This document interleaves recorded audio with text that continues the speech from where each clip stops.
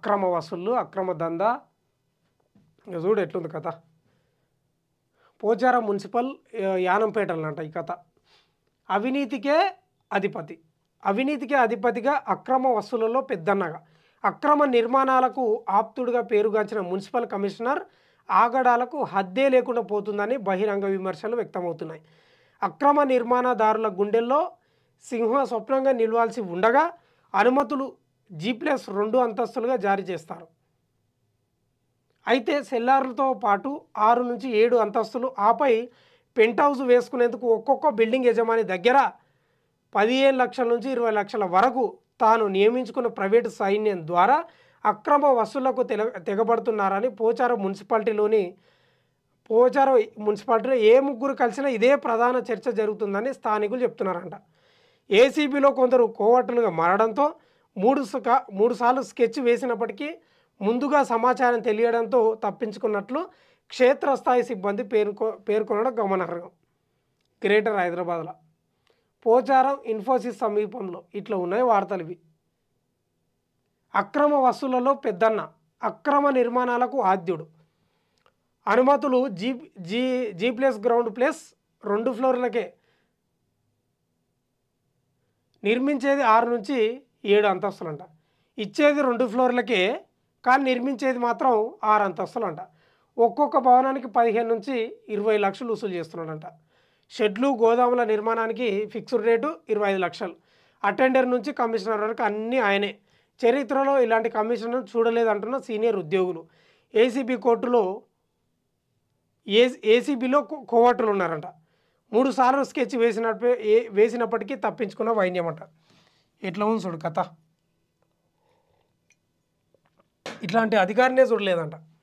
ఇచ్చేదేమో G+2కి ఇస్తున్నాడంట అనుమతులు, కట్టేదేమో అడ్డగోలుగా ఫ్లోర్లు కట్టి 15 నుంచి 20 లక్షలు వసూలు చేస్తున్నాడంట. దందా ఏం దందలు ఏం కథ. ఏడ ఉంది పూర్తిగా చూద్దాం వార్త. 7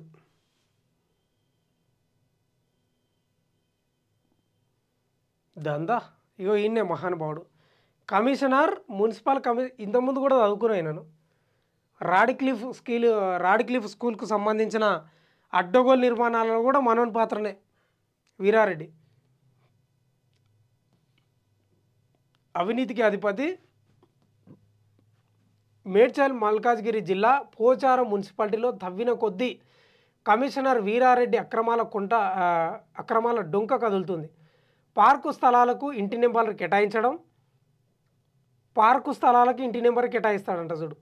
చెరువు FTLలో సాగించడం, అనుమతులకు మించి అక్రమ నిర్మాణాలు సాగిస్తున్నప్పటికీ భారీ మొత్తంలో ముడుపులు తీసుకొని పట్టించుకోకపోవడం ఆయన అవినీతి అక్రమాలకు అద్దం పడుతుంది. 120 నుంచి 200 గజాల్లో కేవలం గ్రౌండ్ ఫ్లోర్ లేకుండా పైన 2 అంతస్తుల నిర్మాణానికి మున్సిపల్ టౌన్ ప్లానింగ్ అధికారులు అనుమతులు జారీ చేస్తారు. కానీ ఇక్కడ టౌన్ ప్లానింగ్ అధికారుల పాత్ర ఏమీ నడవదని, కేవలం సంతకాలు చేయడమే వారి డ్యూటీ అంట. చెప్పరాశి ఉద్యోగం నుండి కమిషనర్ అన్ని బాధ్యతలు నిర్వహించడం పేరు బయటకు చెప్పలేని క్షేత్రస్థాయి ఉద్యోగులు నోట్లో గుడ్డలు కక్కుకొని కన్నీరు పెడుతున్నట్లు నిఘా విభాగం పరిశీలనలో బహిర్గతమయ్యాయి. ఇలాంటి కమిషనర్ను మా సర్వీస్లో ఎన్నడూ చూడలేదని వారు ఆవేదన వ్యక్తం చేస్తున్నారంట. ఎట్లా ఉంది చూడు కథ. పార్కు స్థలాలకి ఇంటి నెంబర్లు కేటాయిస్తాడంట. తర్వాత చెరువులో FTL వాటికి అనుమతులు ఇస్తాడంట.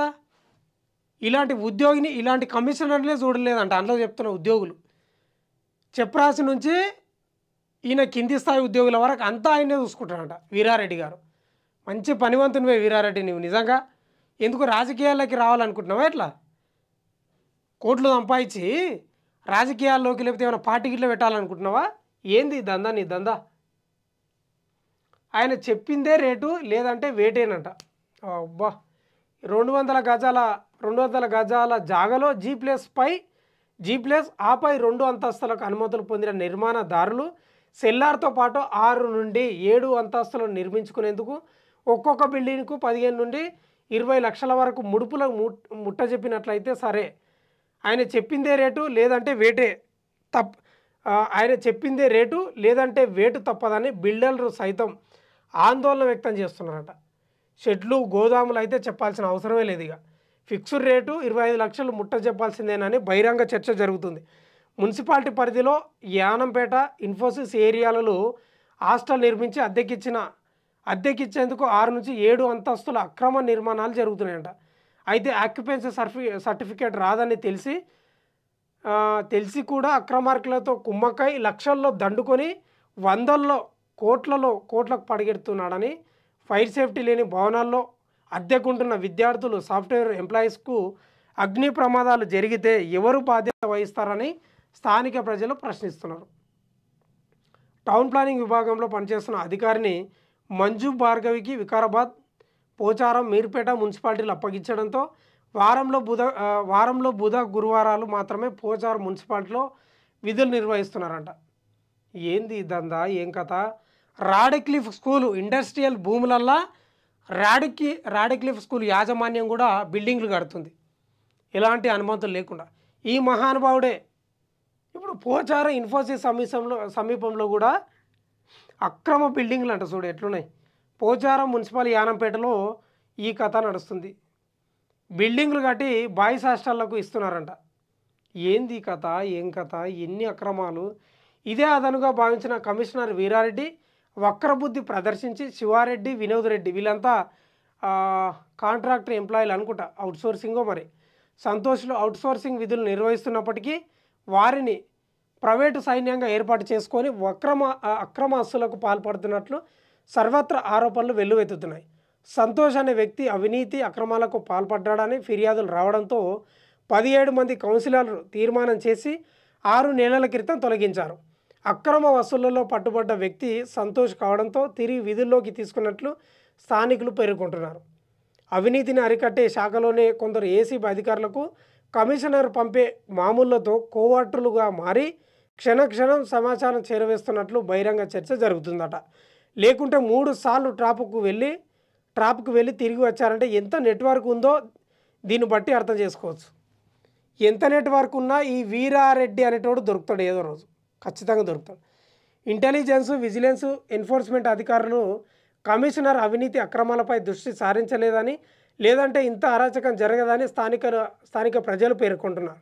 ఈ మధ్యకాలంలో రాజేందర్ నగర్ డిప్యూటీ కమిషనర్ రవికుమార్ 2 లక్షల లంచం తీసుకుంటూ ఏసీబీ అధికారులకు దొరికింది విదితమే. Collector, commissioner, director of municipal administration అధికారిని టీకే శ్రీదేవి స్పందించి పోచారం మున్సిపాలిటీలో జరుగుతున్న అవినీతి అక్రమాలపై బహిరంగ విచారణ జరపాలని స్థానిక ప్రజలు డిమాండ్ చేస్తున్నారు. ఇది అసలు వార్త ఏందంటే